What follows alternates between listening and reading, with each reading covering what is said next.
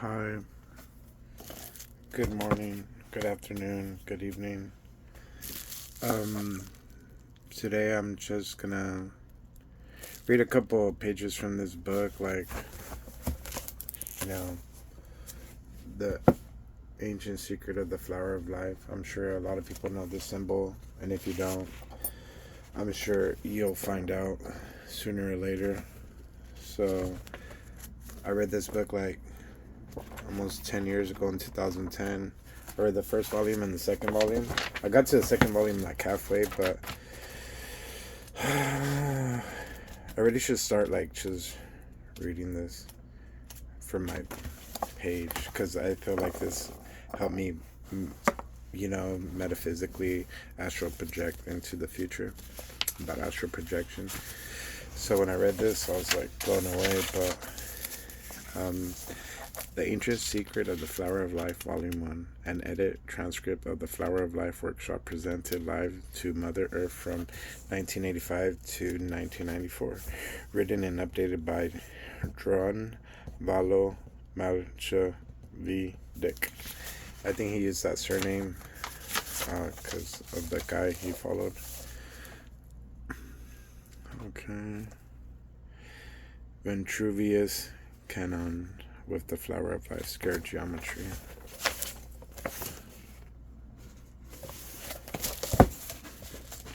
So this book I bought it used, and it wasn't like this, and I just, destroyed it. I apologize. We'll start with the acknowledgments. There are so many beings in the hundreds who have helped bring this work to completion. I can't name them all, but I feel I need to recognize a few. First of all, the two angels who entered my life long ago, who have lovingly guided my life. You are the most honored. Thoth, the ascended master from Atlantis, Egypt, and Greece, has given me a great deal of information in this book. My family, my wife, Claudette, and my children, who have been the greatest love and inspiration in my life. The 200 felicitators teaching this work of the Flower of Life in 33 countries, who have given me invaluable feedback, support, and love that has kept me strong. The thousands of students who have written lovely letters telling how this work has changed their lives. This has given me strength to continue. Levy, Cherish, who put this work into book form from the video format. The Margaret Pinion, this work into book from the form. Oh yeah, well, those whose fine editing ability allows this book to read so smoothly. My reading is not so smoothly. There might be a lot of stumbling, but we're going to do our best. Tim Stouse, who created about half the computer graphics, and Michael Trey, who created the other half. They have made it possible to understand what was being said. And Ryan Swanson, the owner of Light Technology Publishing, who had the faith in me to publish this work. Light Technology, like the light bringers and the light workers, and I'm thinking that's what they're, and the technology that they're working on.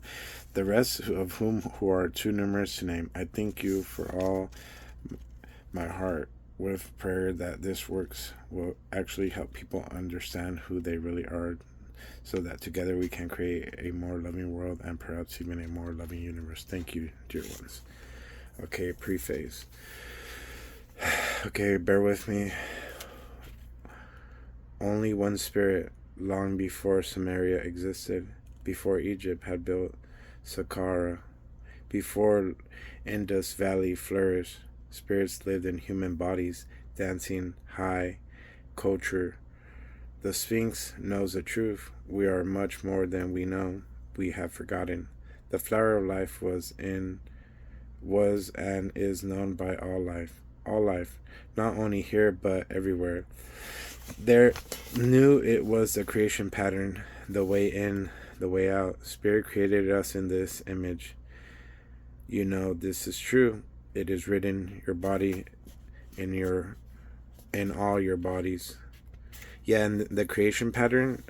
Watch, I'm gonna put this link. I'm just this is about hacking reality. So, and I was like, man, I gotta start reading this book because I ordered it and I read like a little bit, but I stopped and I was like, I need to. I only got to the eighth page, but the patterns, and I have written some sci-fi stories about patterns, and you'll see the patterns. There's patterns happening right now as I'm reading this. Okay.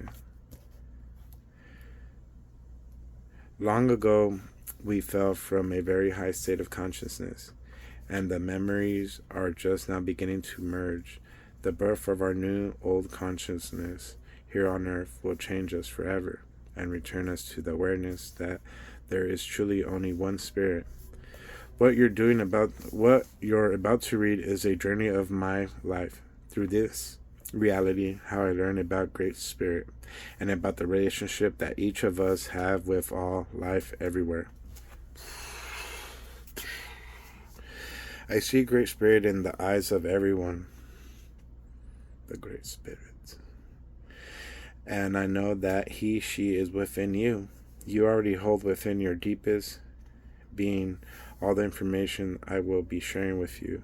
When you first read it, it may seem like something you have never heard before, but it isn't. But it isn't. This is an ancient information. You can remember things that are deep inside of you. And it's my hope that this book will trigger these things so you can remember who you are, why you came here, and what your purpose is for being on earth. It is a prayer that this book will become a blessing in your life and give you a new awakening about yourself and something about you that is very, very old. All of you. Thank you for sharing this journey with me. I love you deeply. For in truth, we are friends. We are one. Dran Valo. So he's saying a lot of very true things. Very true.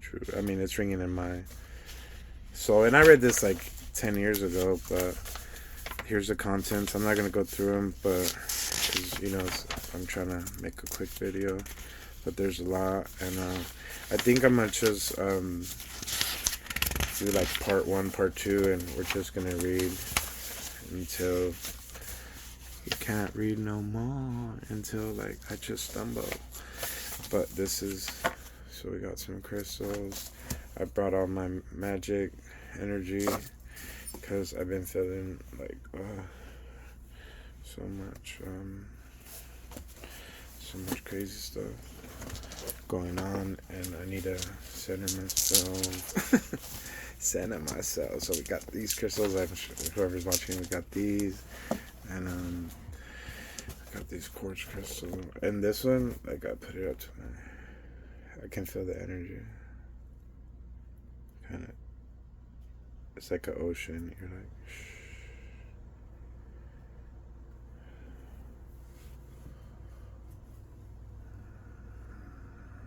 So, yeah, I'm gonna put this channel I follow about hacking reality, and I was like thinking about that too, and I was like, yeah, we could do it, and I have done it a couple times and share some examples. But we're gonna read this note to the reader. This is a note to the reader, to the listener.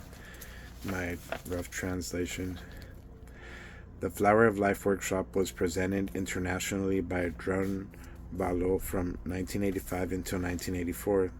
This book is based on a transcript of third official videotape versions of the Flower of Life workshop, which was presented in Fairfield, Iowa in October 1993.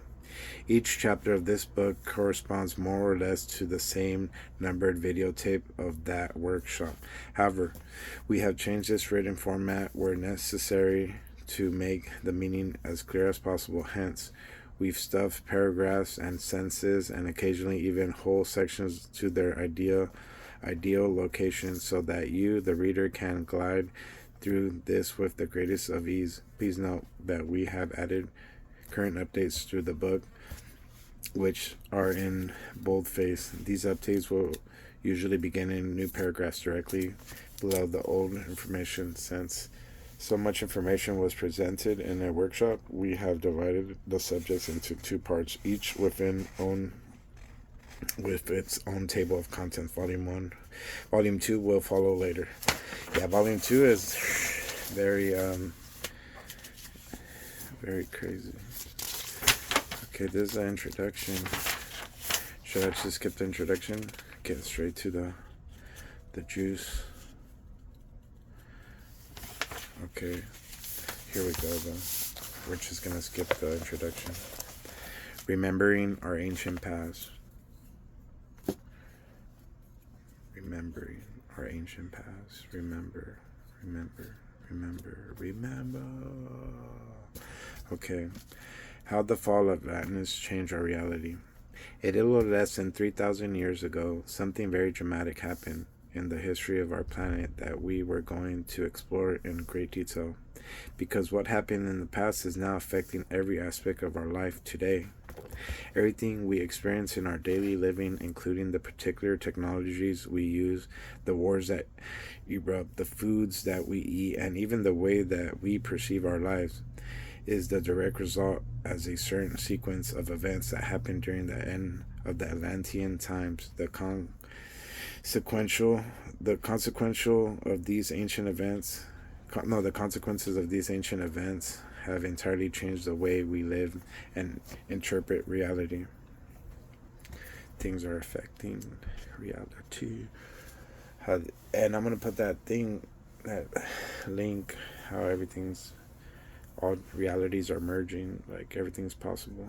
So everything is connected. There is only one reality and one God, but there are many, many ways that one reality can be interpreted. In fact, the number of ways to interpret the reality are just about infinite. There are certain realities that many people have agreed on, and these realities are called levels of consciousness for reasons we'll get into. There are specific realities that extremely large numbers of beings are focusing on, which include the one you and I are experiencing right now. At one time, we existed on Earth in a very high level of awareness that was far beyond anything we can even imagine right now. We hardly have even the capability to imagine where we once were, because who we were then is so out of context with who we are now, because the particular events that happened between 16,000 years ago and 13,000 years ago, humanity fell from the very high place through many dimensions and overtones, ever increasing in density until we reach this particular place, which we call the third dimension on planet Earth, the modern world. When we fell, and it was like a fall,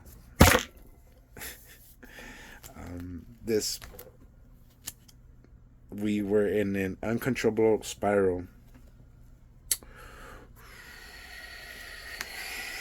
Shoot fly, don't bother me. Uncontrollable spiral of consciousness moving down through the dimensions of consciousness. We were out of control, and it was very much like falling through space, like you're free falling. And I had dreams like I would fly into space, and I'll go into different planets and things. Okay, but we were out of control, and it was very like falling through space. When we arrived here in the third dimension, certain specific changes took place, both physiologically and in the way we function in reality. The most important change was in the way we breathe prana and Hindu. I know, filling in here, I feel trapped. I'm trapped in this shell. The ghost in the shell. The star tetrahedral field that surrounds each of us. It's like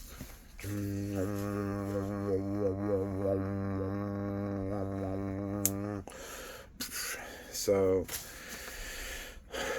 I'm gonna do this book. I'm gonna read this for y'all, and if you guys want to buy it, I bought it on used books. I got the website, but I need to buy the second volume, and I was gonna say something about something. Okay, whatever. World for the life force energy of this universe. Prana is more critical to our survival than air, water, food, or any other substance. Oh yeah, in the Book of Thoth, the Emerald Tablets, the Green Emerald Tablets. I'm gonna put the link to whenever you guys have time, and I'm gonna put the Dead Sea Scrolls. I mean the Book of the Dead from Egypt, and it all correlates to this because this knowledge from the Lanteans is like way back when, and if you ever had time, like you can like really focus on what they're saying, and you're just like, what? The celestial fire, the fire within us, and kind of like what's going down with the Chakina and the stars that are just like creating all this energy, and people in rage, and other people are just trying to be, balancing rocks. Okay, so substance and manner which we take the energy into our body. Okay, did I read this? Water, substance, and the manner that which we take this energy into our bodies radically affects how we perceive the reality. Okay. In Atlantean times and earlier, the way we breathe prana was directly related to the electromagnetic energy fields that surrounded our bodies. All the energy forms in our fields are geometric, and the one we will be working with is the star tetrahedron, which consists of two interlocking tetrahedrons. Figure 1-1. Another way to thinking of it is like a three-dimensional Star of David. So it's like right here. It's like, it's a me, a Mario. Get the star. Okay. The apex of the upward pointing tetrahedron terminates one's hand length above the head, and the apex downwards pointing tetrahedron terminates one hand's length below the feet. A connecting tube runs from the upper apex to the lower point through the body's main energy centers or chakras. This tube for your body has the diameter of the circle you make when you touch your longest finger to your thumb. It looks like a glass fluorescent tube.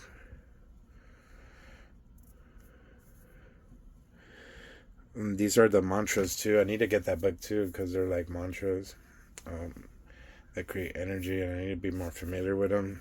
And I couldn't tell you, but I was doing some, but I don't even know. There's like, I need to order me a book with the mantras. That'd be a good one too, so we can like study the energies. And it's true too, it's the chi force that make a chi. The apex, okay, texture hinge. Okay.